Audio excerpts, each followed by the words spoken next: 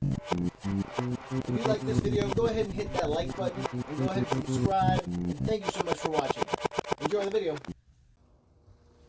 Welcome back. Let me do that again. Welcome back. I hope y'all are ready because I'm going to be on this bike riding and stuff like that. I hope you're walking or riding or doing whatever activity you're doing this year to get yourself in shape and stuff like that. I know my pudge is got out of control, but I'm working on it, actively looking at it. I'm also trying to do pull-ups over here, but I'll get to that later. Hang on, I'm sorry. All right, hope you're ready, because here we go.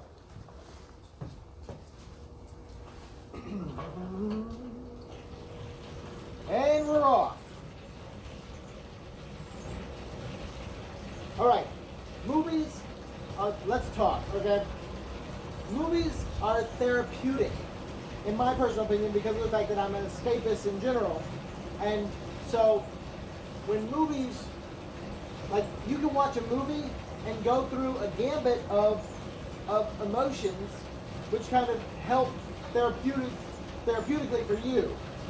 Like, let's say you're feeling sad, you end up watching a movie, have a sad part, you start crying for the people in the movie, but you're also kind of crying for yourself to get that out.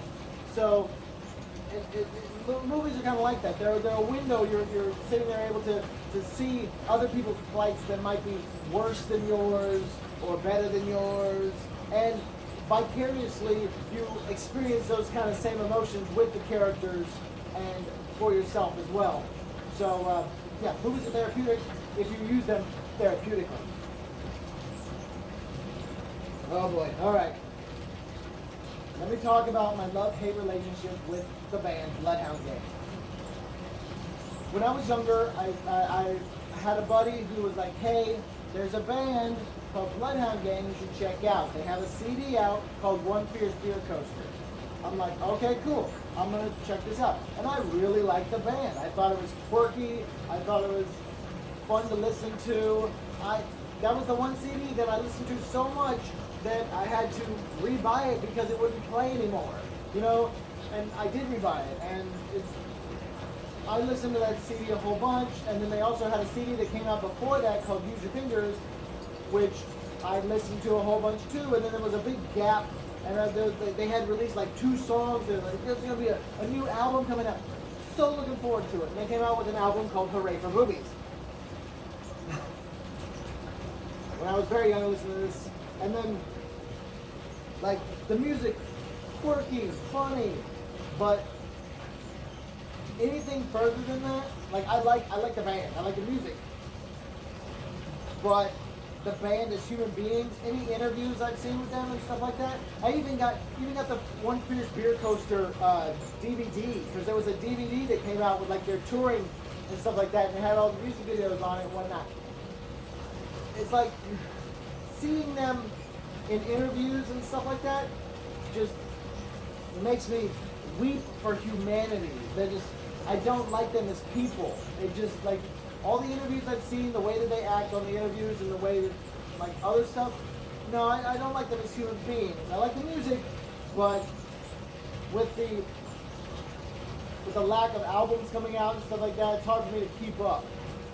I think I'm excited when new music comes out by them, but it's like, you know, because it's fun and it's that level where it's like Weird Al makes comedy music, Eminem makes rap music, but Bloodhound Gang has kind of a fusion of comedy and rap. So I enjoyed that, and it made me happy when I was a kid listening to that kind of stuff. It was just, you know, and it wasn't one of those things where I was like, yeah, man, I'm a kid from the suburbs listening to this band talking about being gangbangers and thugs and stuff like that. No, they're talking about being in the suburbs and being goofy and strange things happening. And boobies. But that's my love-hate relationship with Bloodhound Gang, you know? Like, I like the music, but the band members, I don't know. I don't know if I like them as human beings. But I'm a humongous fan. If you want to know how big of a fan, I can basically recite from front to back One Fierce Beer Coaster, By Memory, a few tracks from Use Your Fingers, mostly tracks from Hooray for Boobies, and the newer ones not as much, because they didn't have as hard of hooks as the other ones did. But yeah, that's my love-hate relationship with Bloodhound Gang. But yeah, when I was growing up, that was my favorite band. All right, on to the next subject. Free Willy was a movie that came out, and if you like, I know you're like, oh man, I remember Free Willy and stuff like that. But if you watched Free Willy would work perfect translated into a shark movie spoof, like just because there's some points on there where like this seems pretty scary.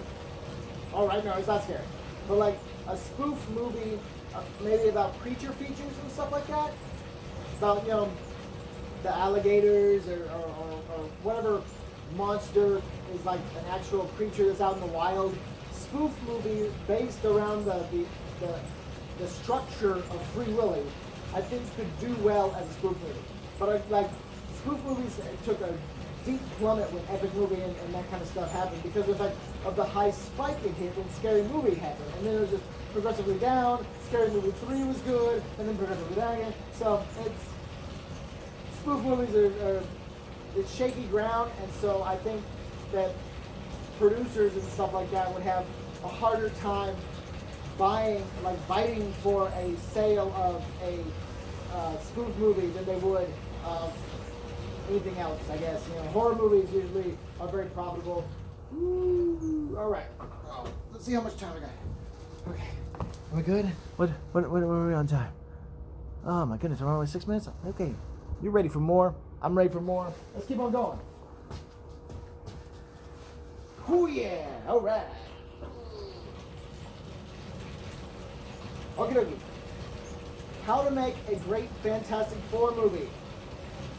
They should have had the Skrull on Fantastic Four, because there's a character like the Skrull that was in Captain Marvel should be in a Fantastic Four movie.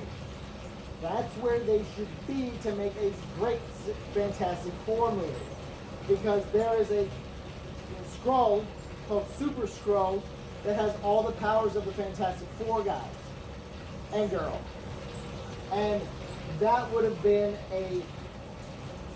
it's one of those things where you would see it and it would make you question if they could beat them, or it would make you ask, how are they going to beat that guy?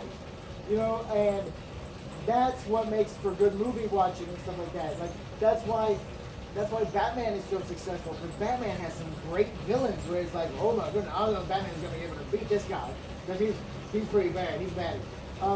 But anyway, that's my idea on how to make a great Fantastic Four movie. Have the Skrull in there, have Super Skrull in there. That could be super good. Anyways, 20,000 Leagues Under the Sea remake. Why would they not remake this? This would be super fun to remake. I think Disney's done it before. Maybe Disney can do it again. They have the financial backing to do that. I mean, they already made the original, so they might as well. They won't have to go very far on obtaining the rights to the remake, I guess. I don't know, just an idea. It could be fun, an adventure movie. Yeah. Infamously, there's a movie called Garbage Pail Kids movie. Infamously bad. I've watched the movie. The hype is real. It's horrible. And you're talking to somebody who recently watched the FP2, Beats of Rage, which was a good movie, but I'll talk about that later. But the Garbage Pail Kids movie, I think that live action is not the way to do that. A cartoon movie, that's the way to do that. Because Garbage Pail Kids is a silly premise, and it's gross as well, but would be much more acceptably gross if it was a cartoon. It'd be like, oh, what is this? What?